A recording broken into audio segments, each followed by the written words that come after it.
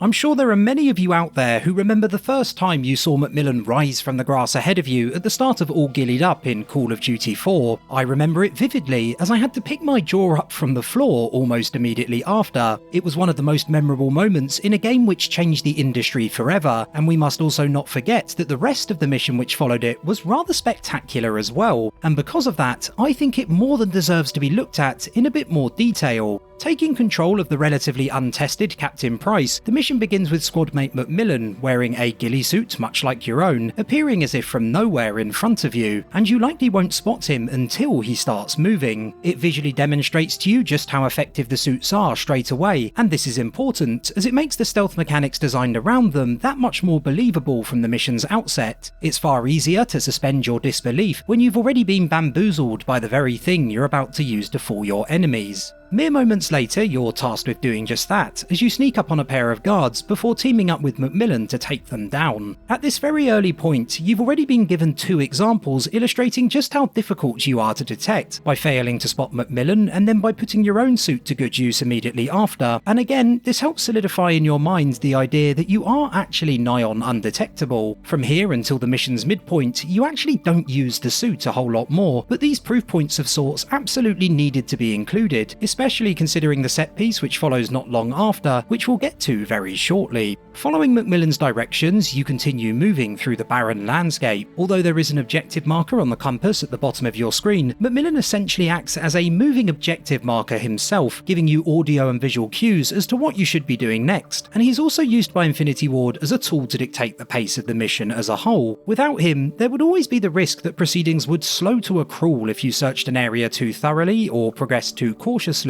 and so he works as much as anything else as a pace setter, ensuring All Ghillied Up remains an engaging affair that never becomes overly sluggish. Arriving at a nearby tower, a new problem presents itself. Don't move. We've got a lookout in the church tower, and a patrol coming from the north. Let's move up for a better view. And I think this is a good time to talk about why the mission is for me such an amazing achievement. In my view, it features some of the most impressive uses of scripting I've ever seen. For those of you who aren't familiar with the concept, a scripted moment is something which happens when you hit a certain trigger in a video game. The trigger could be anything from walking past a certain point on the map to picking up a key item, and it usually causes something else to happen, be it the introduction of more enemies or the start of a cinematic sequence. Looking at Call of Duty 4 in retrospect, it's perhaps easier to see just how stage managed a lot of the game is, but it's also important to remember it in the context of when it was released. In 2007, scripted sequences in first-person shooters were not a new thing. Indeed, previous titles in the Call of Duty series had used them extensively, but there were few games which did it to quite the same extent or to as great an effect as Modern Warfare did. It ushered in the true dawn of the heavily scripted first-person shooter, and no level better demonstrates how firm a grasp of scripting Infinity Ward had than All Ghillied Up. What it does so well at several points during its runtime is offer you choices in order to create the illusion of you having more freedom than you actually do. On multiple occasions, the choices you make will actually change how events immediately after play out. The church tower sequence is a great example. You can follow Macmillan's instructions and kill the lookout followed by the enemy patrolling nearby, or you can ignore him completely and kill the patrol first, at which point he'll respond accordingly. What the hell, the lookout's gonna see the body.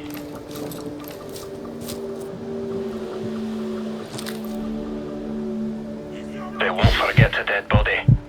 This'll get messy. And if you kill the lone guard even quicker than the previous example, there's even more optional dialogue to discover.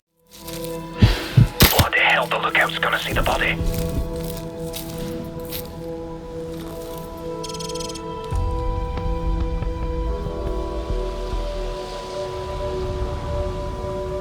I guess he can't see the body from there. That was a close one. On me, on me.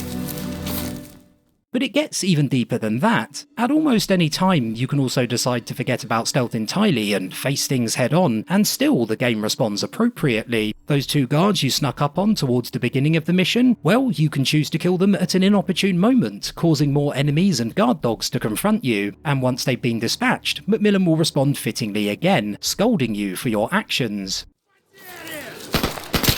We won't get very far trying to shoot our way out of every situation.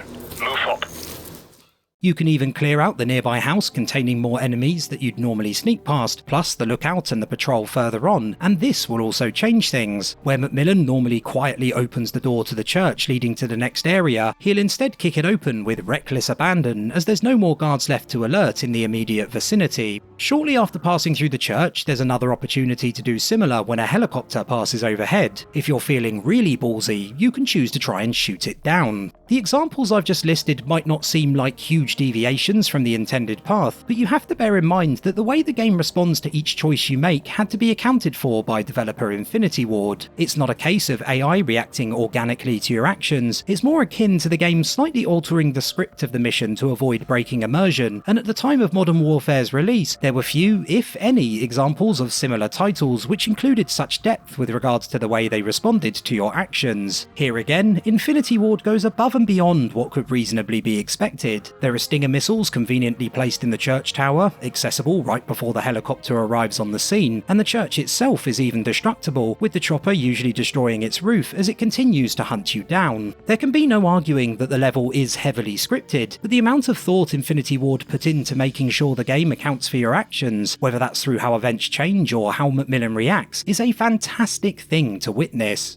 Reaching All Ghillied Up's halfway mark, you're forced to put your suit to good use once again as you move through the mission's most open area. Easy lad, there's too many of them. Let them go. Keep a low profile and hold your fire. Try to anticipate their paths.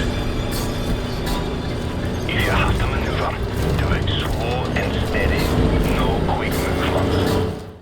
At the start of the mission, you saw how well concealed Macmillan was, and you snuck up on enemies from a relatively safe distance without being spotted, and now things escalate further as you get about as close as is humanly possible to a huge number of enemies while still remaining concealed. The early examples of your suit's effectiveness were hopefully enough to prove its worth, but if you still had doubts, this wonderfully tense scene must surely have been the one which convinced you otherwise. Much like the suit itself, Macmillan is also hugely important in terms of immersion, and where earlier I outlined his role in setting the mission's pace, here I want to touch on his relationship with you, the player. Should you have been left to your own devices during the level, not only would it have been almost inevitable that you would raise the alarm at one point or another, it's also very unlikely you would have tackled the mission in the same way a trained soldier actually would. But by acting as the mentee to Macmillan's mentor, you're constantly nudged in the direction of performing whatever the most tactically astute action is, and as such quickly begin to feel like a highly trained soldier yourself. And it helps solidify the relationship between you and Macmillan. So often during Modern Warfare, you spend time with nameless grunts who are fodder for enemies during climactic sequences, but All Ghillied Up is a much more intimate affair. That enforced closeness creates perhaps the strongest bond between you and any non-player character featured in the game, and it helps add narrative weight to this mission and the second part which follows, which it would perhaps otherwise lack. Coming across a pair of enemies stacking bodies, you're again able to choose how events play out. You can work with Macmillan to eliminate them, or try and sneak on by. If you choose to kill them, then Macmillan directs you to a more obvious path, whereas if you decide on the more peaceful option, you then have to take a longer route, sneaking around the outside of the same area. Like many of the other examples highlighted during this video, your path doesn't diverge hugely, granted, but these additional choices do a great deal towards continuing to make the mission feel more open-ended, and thus more replayable. Another reason Macmillan works so well as a non-player character is that he helps funnel you through very specific sections of the map, which is especially vital both in more jam-packed areas like this one, as well as the wider environment. At times, the outskirts of Pripyat seem to sprawl in all directions, making it at least feel like there are huge open spaces you can interact with. In reality, like many other games in the series, the mission is more a collection of corridors with a very specific path you need to follow, and so Macmillan's guidance ensures you don't stray too far from the correct path and away from the level's heavily scripted areas, which would definitely break immersion as a result. All Ghillied Up does utilise boundaries at the edge of the map in the form of signs warning of irradiated areas beyond them, much like previous titles in the series during World War II used minefields, but they're much harder to notice here due to how well the level is laid out as well as Macmillan's presence, even if he does make reference to them almost immediately upon beginning the mission. Careful, there's pockets of radiation all over this area. If you absorb too much, you're a dead man. One facet of the level I'm not so enamoured with is the music. I've heard it praised by many, and the tracks themselves are well chosen, swelling at the right moments and perfectly matching events on screen, but I can't help but feel like they're also somewhat unnecessary. Yes, the tense music that plays as you crawl past enemies and tanks in the open field, or the frantic music which plays as you dodge between vehicles with Macmillan, does a great job of mirroring proceedings.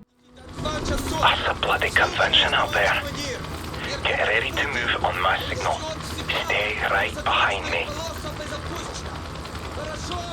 Hold. Okay. Go.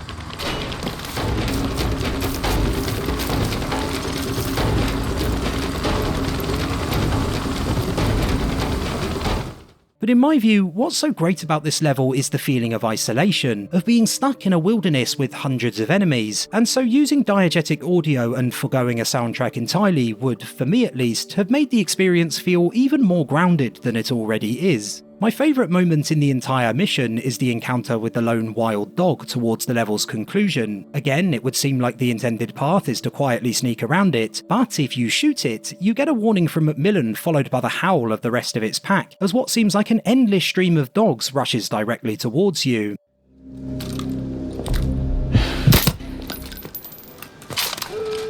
That doesn't sound good.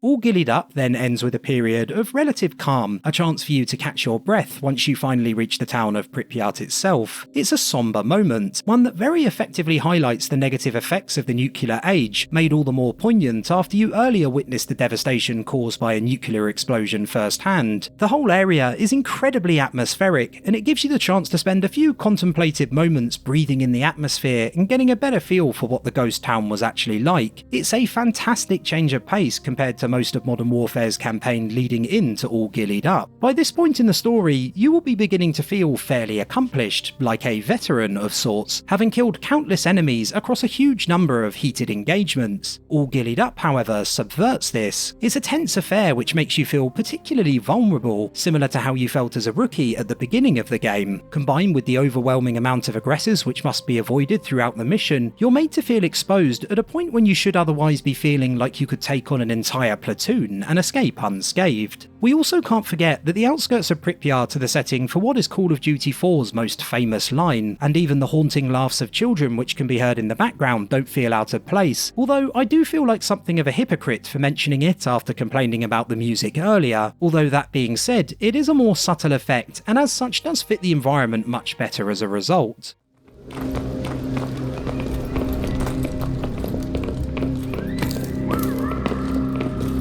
Forward area clear.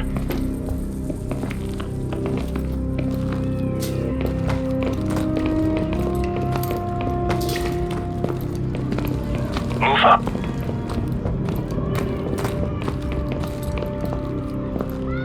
Look at this place. 50,000 people used to live in the city. Now it's a ghost town. Never seen anything like it. While this sequence marks the end of All Ghillied Up itself, I do feel it's important to briefly touch on the level which follows as well, because while it is technically a new mission, much of what is started during All Ghillied Up is finished during one shot, one kill. It begins with another period of calm, continuing the feel of events directly preceding it, which helps lull you into a false sense of security, creating expectations of another stealth sequence before everything goes wrong following the assassination attempt. Macmillan's injury halfway through marks the point your relationship with him, built over the entirety of All Ghillied Up, is turned on its head. During that mission, you followed Macmillan, allowing him to dictate events much of the time, but after his injury, the game begins to hand control over to you. It starts with Macmillan being directly behind you while being carried, as opposed to always being ahead of you previously, a metaphor for your increased agency as you now lead the way while still being somewhat attached to the mentor-mentee relationship. Then, during the final battle, Macmillan hangs back as you fight ahead of him, the moment you you finally come into your own and fully take charge. At the start of All Ghillied Up, Macmillan is 10 yards ahead of you, and by the end of one shot, one kill, you are 10 yards ahead of Macmillan. All in all, it's a slightly less memorable mission than the one which precedes it, but it does do a great job of continuing the feeling of a story set within a story set up so well during All Ghillied Up, and for that, Infinity Ward must surely be commended. When you think about some of the best levels featured in video games, there's often no single thing that makes one better than another. Some are best known for their storytelling, others for their world building, and many for their gameplay. With its heavy scripting, All Ghillied Up may not feel like the most modern example nowadays, but the way it leans into Modern Warfare's strengths and executes on them perfectly, while also adding its own unique flourishes, really sets it apart from most other levels in the series, and makes it a simply astounding experience to this day. It's a shining example of how atmospheric a Call of Duty level can be, and even with annual sequels being released ever since, it's a mission that will be remembered for a very, very long time. Thanks for watching the video, boys, girls and soldiers. If you enjoyed it, do consider subscribing to the channel and letting me know your thoughts, and hopefully I'll see you all again soon.